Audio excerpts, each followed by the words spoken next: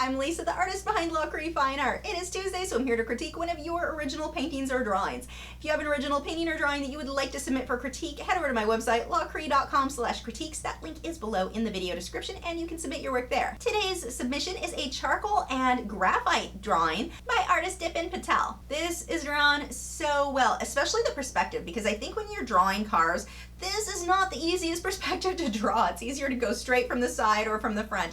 But this angle, very, very well drawn. This critique will be a little bit different because in your submission you had said you had no way to get a good photo of this. You had to take a photo with a cell phone. The problem is I can't see what I need to see to be able to critique this. I don't know if the contrast is strong enough or not because it is super grainy and super dark. And that's the photograph, not your artwork. I suspect your artwork is absolutely amazing, but I can't really tell. So we're gonna talk a little bit about getting a good photo of your artwork. Because this one is so grainy, I can tell it was taken in really poor lighting. Most cell phones can get decent photos, especially for sharing online. The problem here is in the lighting that you chose to take it in. No matter what kind of camera you have, whether it be a cell phone or a point and shoot or a DSLR, whatever camera you're using, you wanna figure out how to take that photo of your artwork in the best lighting. Yeah, you're probably not going to make prints of artwork taken with your cell phone, but you can get photos good enough to share online where people can really see the work that you're creating if you use the right lighting. I personally prefer indirect daylight, but you're gonna have to test that out with where you're at and see what's going to look best. If your phone takes absolutely terrible photos, no matter what lighting you're in,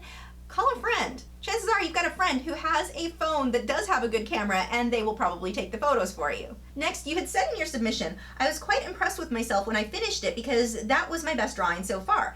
But every time I keep looking at it, I seem to dislike it more and more. It looks absolutely great from afar, but I don't like it from up close. I still get gloss and shine problems, which I hoped that the charcoal would fix, but it did not. This is not uncommon at all. It is totally normal to think our work looks amazing from a distance and we don't like it as much when we're up close.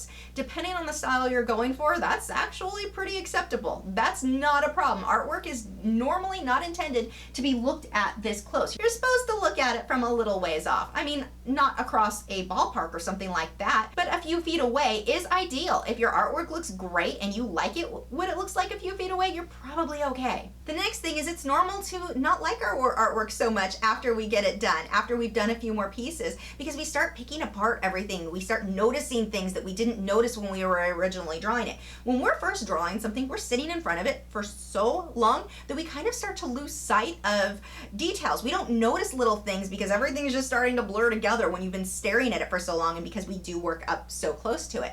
So it's normal for a day or two to go by and you to look at it and notice things you didn't notice before. That's okay. You can go back and fix them if you want to, but it's a normal process. Now the problem comes if you look at it and say, I don't like it, and you leave it at that.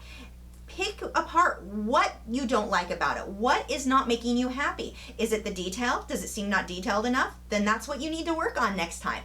Is your shading not quite what you wanted? You need to be able to pinpoint what it is that you feel you need improvement on. As long as you can do that, you're going to continue to grow and get better. But if you sit back and go, I don't like it so much, and leave it there, not really helpful, and you're not going to learn that much from it. Sit there and really dissect what it is that you want to improve on next time. As far as the shine, yeah, the charcoal wasn't going to fix that. Charcoal will actually make it worse because charcoal is so flat. When you compare it up against shiny graphite, it makes the shiny portions look that much shinier because it's up against such a flat surface. What happens with graphite, when you work over it and keep pushing harder and harder with your pencils when you're trying to smooth everything out and get good blending, you end up bringing that up to a high shine. You're polishing essentially the graphite. That is just the nature of graphite. So the way that you are really going to avoid as much shine with graphite, if that is something that bothers you, is to work in a light hand. Have your big set of pencils and work in light layers. Don't push down really hard to darken stuff because that is where the shine comes from. I want to throw this out there though. I don't necessarily myself hate shine in graphite.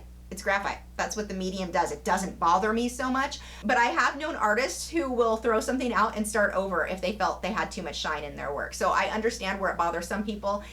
If it doesn't bother you, that's fine too. There's nothing wrong with that. And I have a video talking a bit more about that, so you can check that out. But yeah, the charcoal really wasn't going to solve the problem unless you only worked in charcoal. But this drawing, from what I can tell, is beautifully drawn. You've done a really, really nice job. So definitely keep up that work and work on getting better photos so we can better appreciate the work that you are creating. Thanks for watching. If you're new to my channel, I have new video critiques every Tuesday where I'm critiquing your original paintings or drawings, my own speed paintings, drawings, and tutorials every Wednesday, art Q&A videos every Thursday, and artist vlogs each weekend. So if you haven't already, I would love for you to subscribe so you don't miss out on anything. And you can follow me on Facebook, Twitter, Instagram, Google+. All of those social media sites are linked below in the video description where you can keep up with news, my newest work, and see real-time clips of whatever it is I'm currently working on. I'll see you guys tomorrow.